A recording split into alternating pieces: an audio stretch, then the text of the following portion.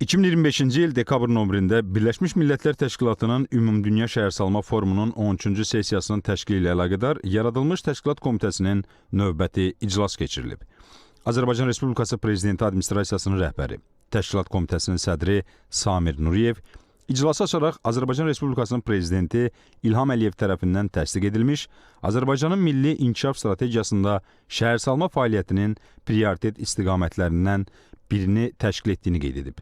Ölkəmizdə bu sahədə formalaşdırılmış müasir yanaşmaların iqtisadi dayanıqlılığın möhkəmləndirilməsinə, sosial rifahın artırılmasına və iqlim dəyişikliklərinə, effektiv uyğunlaşmanın təmin olunmasına xidmət etdiyini söyləyib.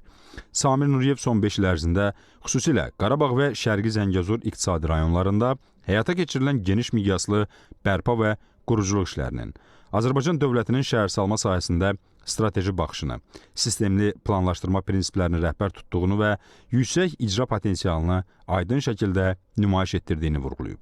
Azərbaycanın postmünaqişə dövründə tətbiq edilən sürətli bərpa və quruculuq işlərinin yeni bir inkişaf modelini formalaşdırdığını deyib.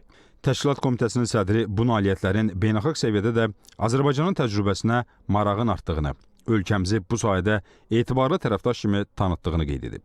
2026-cı ildə Ümumdünya Şəhərsalma Forumunun 13-cü sessiyası Bakı şəhərində keçirilməsinin Azərbaycanın beynəlxalq şəhərsalma proseslərinə verdiyi töhfənin, dayanıqlı inkişaf istiqamətində həyata keçirdiyi siyasətin və etibarlı tərəfdaş kimi qazandığı yüksək etimadın bariz göstəricisi olduğunu söyləyib.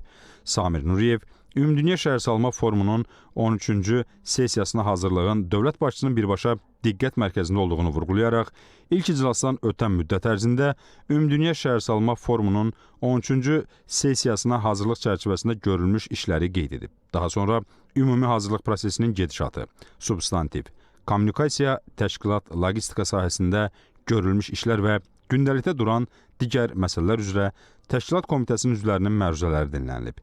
İclasın sonunda Təşkilat Komitəsinin sədri Azərbaycan Respublikası Prezidentinin bu mötəbər tədbirin yüksək səviyyədə təşkili və keçirilməsi ilə əlaqədar qarşıya qoyduğu vəzifəyə uyğun olaraq Ümumdünya Şəhərsalma Forumunun 13-cü sessiyasına hazırlıq prosesi, o cümlədən tədbirlər planının icrası və digər aidiyyatı məsələlər üzrə tapşırıqlar verilib.